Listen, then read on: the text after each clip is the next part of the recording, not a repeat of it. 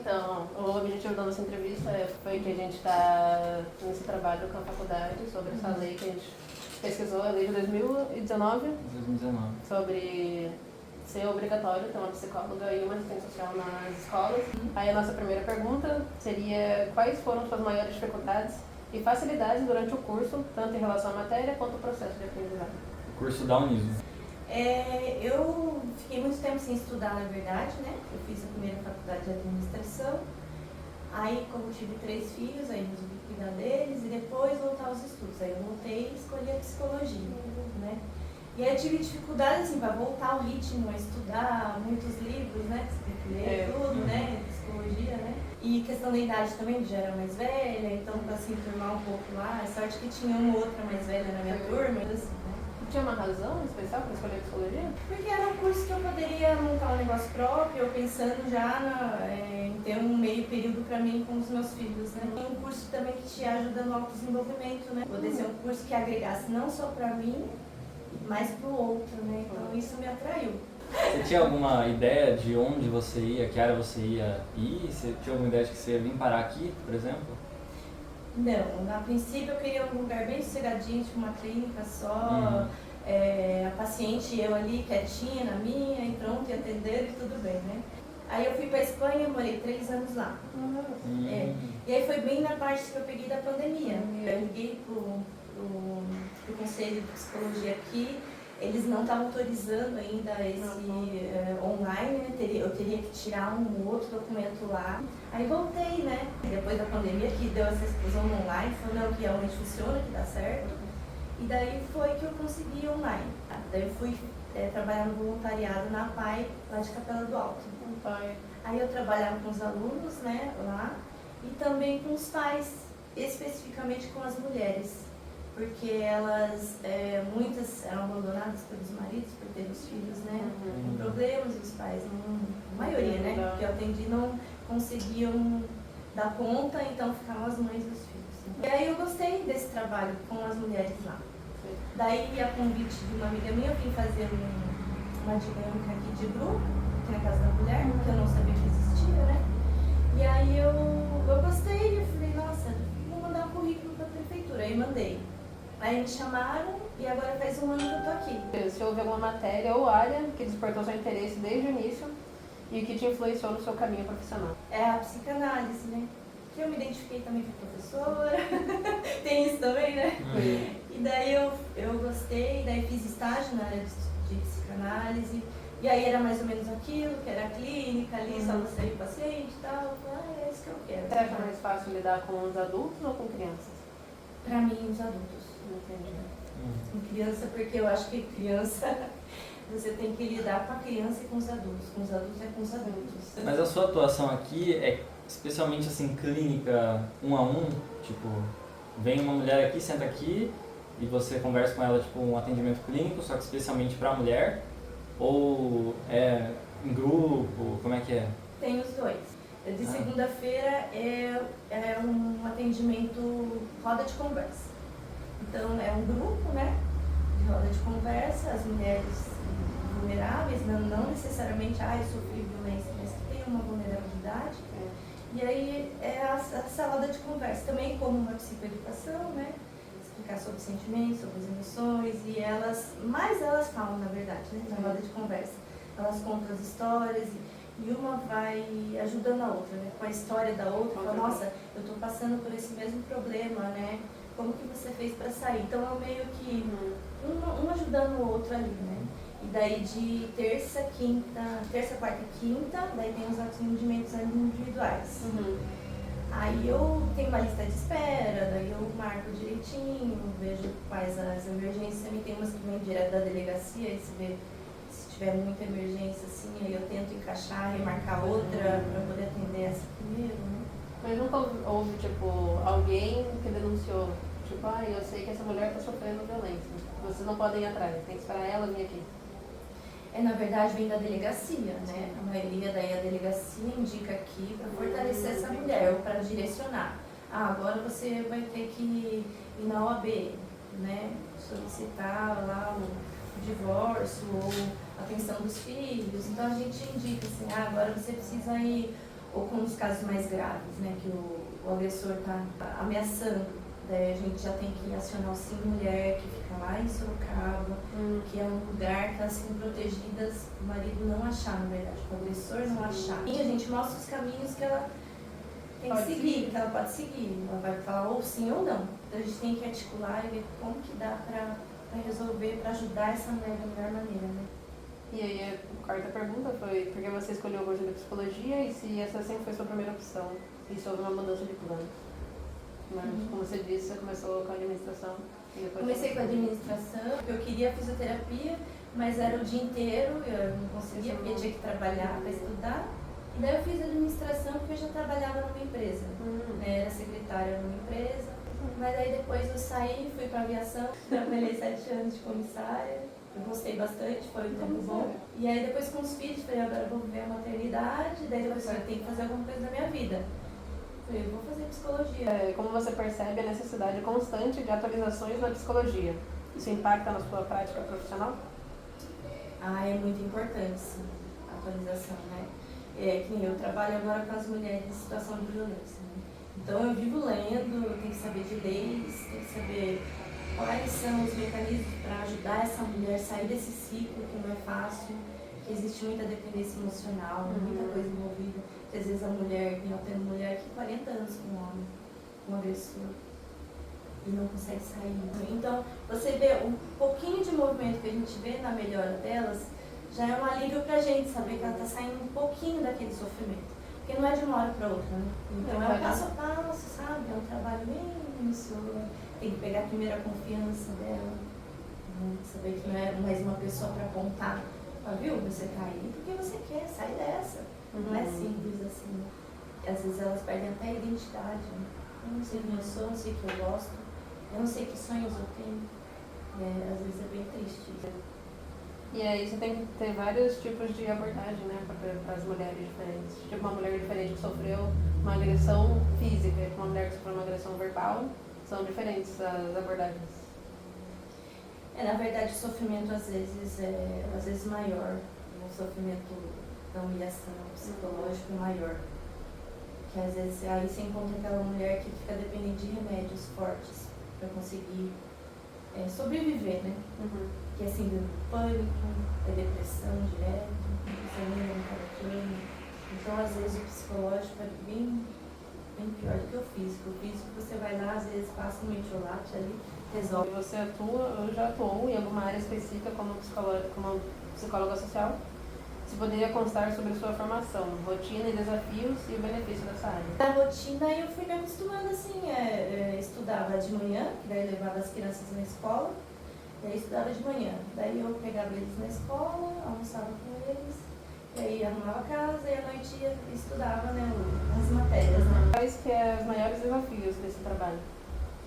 O desafio é tentar ajudar essa mulher mesmo que está tão machucada emocionalmente, né, às vezes fisicamente também, a se recuperar, né, é entender que ela tem muita vida pela frente, que ela tem muitos filhos para criar, tem a possibilidade de arrumar uma profissão que às vezes o agressor não deixou ela estudar porque queria ela ali perto, controlar. Então aqui é um lugar também que ajuda nas capacitações, nos cursos, né? Nem esse que está tendo aqui agora de compotas, né?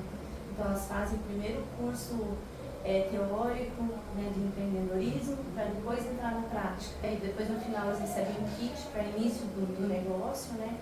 Então para dizer, olha, você tem curso, tem capacidade, agora vai e faz, né? Mas assim, não é simples também, né? Mas a gente tenta. Tem curso de unhas, curso de sobrancelha, curso de personal organizer, bastante coisa legal, assim, elas gostaram bastante. Assim. Algumas já começaram a trabalhar, a gente sabe que às vezes até não consegue vir na consulta e falam, viu o que aconteceu? Não, comecei a trabalhar, não estou conseguindo vir. Então a gente fica feliz, né? Elas conseguirem ter um norte agora, um horizonte para se levantar. Né? E teve alguma mulher que demorou muito para você conseguir ajudar ela? Na verdade, esse ciclo assim é complicado, porque tem hora que parece que ela está tudo bem. Nossa, agora chega assim, nossa, hoje foi o melhor dia da minha vida, hoje eu estou bem e tal. Depois chega na outra semana, está tudo ruim, porque ainda está na função do marido. Se o marido trata bem, ela tá bem. Se o marido trata mal, ela tá mal. E não consegue sair, porque tem a dependência financeira também, né? E daí ela não trabalha, aquela mulher que não trabalha, né? Que tem medo da vida aí fora. E é isso geralmente que eles colocam. Se você sair daqui, você vai passar fome, você não é ninguém. Então, o que elas vão gravando, né, no subconsciente delas, né? Eu não sou nada, eu não sou ninguém, não tenho capacidade nenhuma. Então eu vou me fechar. Aí tem que trabalhar novamente, falar, não, vamos continuar, vamos, né, você é capaz sim, você tem que ensinar, pô, dá um passo para trás, experimenta falar não, sabe? Às vezes tem medo de falar não para ele, tudo tem que ser sim. Então ir trabalhando aos pouquinhos, sabe? Vocês ajudam elas a achar uma casa também para morar, para ficar longe do marido? Não, isso daí já é com o CREAS, né? Que é um outro departamento, um outro equipamento que trabalha com essa parte de moradias, né? E agora, recentemente, eles aprovaram o auxílio aluguel. Né? Não sei se são 600 reais, não sei quanto, para ajudar essa mulher a sair dessa casa. Não é simples, né? Todo um processo, porque envolve dinheiro e tudo, então tem que ser tudo bem provado, bem, ó, precisa mesmo, aí consegue. Tem mulher que desiste, assim, tipo, para de vir, não dá sinal, ou... Tem, porque às vezes ela tá tão envolvida naquele ciclo que de repente ele ficou o melhor homem do mundo. Então, e ela acaba voltando por essa sedução dele, né? Que eles são muito carismáticos, muito convincentes, né? E ela acaba voltando para esse homem. E a gente precisa ficar numa linha investigativa. Eu atendi tantos lá, que eu faço uns relatórios, né? Por que essa mulher não está vindo mais? Por que está faltando?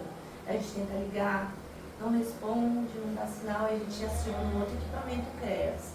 Que daí eles vão atrás, vão até a casa da pessoa para saber se realmente está tudo bem. Aí se estiver tudo bem, aí tudo bem, né? Mas se não, quais os procedimentos que... Mas aí é o CREAS, aí é outro departamento. Não está envolvidos. Não. Aí eles podem falar, olha, volta lá na casa da mulher, nessa dimensão. Mas aí é o livre-arbítrio, né? Aí ela vem, se quiser mesmo, mas o que a gente pode fazer dentro das nossas possibilidades aqui, a gente faz. Né? Porque acho que em Sorocaba não tem Casa da Mulher? Sorocaba não tem. Sorocaba, se eu não me engano, como é uma cidade maior, eles querem fazer aquela casa brasileira, sabe? Que tem em São Paulo. O que é a casa brasileira? Já tem a OAB, já tem a delegacia, já tem uma casa da mulher lá, tudo junto, um lugar só. Então essa mulher não vai precisar ficar indo de um lugar para outro. Tem a delegacia, vem aqui, aí depois vai para um abrigo, ou se for o caso, se mulher, né? E lá não, lá é tudo, você vai de um lado, de uma porta a outra ali, você resolve o seu problema ali num dia. E aqui não, né? Aqui agora você tem que ir para advogado, vai lá. Então é mais complicado. Então eles estão querendo implantar isso em Sorocaba, né? A Casa da Mulher aqui em Votorantim. Não tem em todos os municípios, mas a intenção do governador é colocar o maior número possível, né, de municípios aqui de São Paulo. E você vê algum futuro para essa área? Você tem tipo alguma dica para dar para essa área? Para a área da violência da mulher? Tipo, seria melhor implementar uma polícia só para as mulheres. Ah, sim, você falou num ponto muito bom. Inclusive aqui nós não temos polícia de policiamento direto. E às vezes a gente acha bem necessário, né? Porque dependendo do caso das mulheres aqui, tem os agressores que são bem a nível psicopata para cima. Então a gente precisa nos respaldar também, né? Ter um policiamento maior. Inclusive a gente já solicitou, mas estamos trabalhando também a providência também nessa área, sim. E já chegou com uma mulher com deficiência por causa de alguma agressão que sofreu? Surda de um ouvido ou sem um olho, já aconteceu? Aí no caso foi a filha agredindo a mãe que eu atendi. Deixou a mãe quase careca. E hoje em dia ela tá bem, sabe? Ela ficou com alguma sequela? Ela ficou meio careca aqui, ela tá fazendo um tratamento, né? Porque arrancou bastante, né, o cabelo da mãe. A gente vê que algumas mostram fotos, né, como estavam no hospital, tudo deformada, e você só vê em filme de terror, e elas mostrando que eram elas totalmente assim, desfiguradas, né?